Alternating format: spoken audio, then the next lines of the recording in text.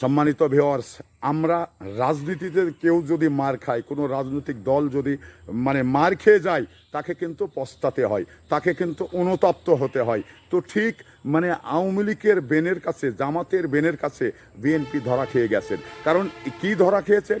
BNP যদি আওয়ামী লীগকে মাঠে না উঠতে দিত, হাসিনাকে এই ভোট কেন্দ্রে হাসিনার লোকজনকে না আসতে দিত, তাহলে কিন্তু বিএনপি অনেকগুলো ভোটের পার্সেন্টটা বেড়ে যেত। শুধুমাত্র এই আওয়ামী লীগের ভোট বিএনপি নেওয়ার জন্যে সেটা কিন্তু আওয়ামী লীগকে মাঠে আসার সুযোগ করে দিয়েছে।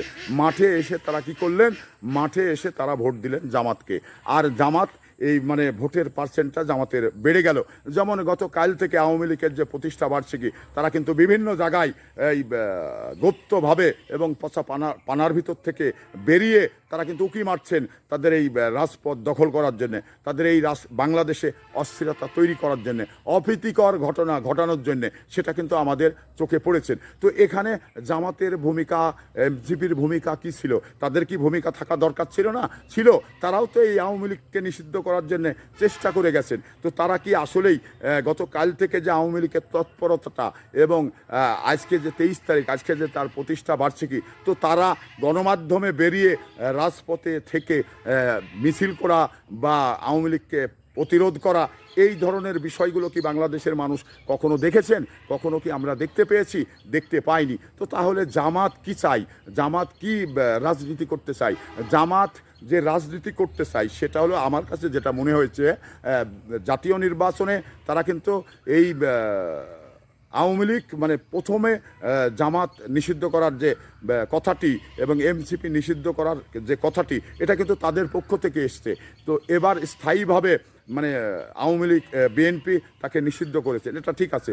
কিন্তু এই যে আমরা বিগত জাতীয় নির্বাচনে যেটা আওয়ামী লীগের কাছে যে উদারতাটা আমরা বিএনপি দেখানো হলো, সেই বিএনপি উদারতা দেখানোর কারণেই বিএনপির একটি চরম ভুল হয়েছিল। সেই উদারতা যদি না দেখাতো, তাহলে কিন্তু জামাতের আজ এই যে কথাগুলো বা ভোটের পার্সেন্টগুলো, এটা কিন্তু বাড়তো না। শুধুমাত্র বেড়েছে একটি কারণে, তারা কেন্দ্রে আসার সুযোগ পেয়েছে। এসে বিএনপিকে তো ভোট দেয়নি, বিএনপিকে ঠেকানোর জন্য জামাতকে ভোট দিয়েছে। তো তাহলে এই আওয়ামী লীগ কী চায়? আর আওয়ামী লীগ যে বিএনপিকে ভোট দিবে, কেন দিবে?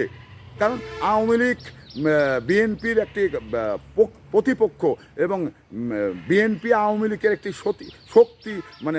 শক্তিশালী প্রতিপক্ষ। তাহলে বিএনপিকে কি আওয়ামী লীগ এগিয়ে দেবে বা আওয়ামী লীগকে ভোট দিয়ে তাদের ক্ষমতায় দিবে?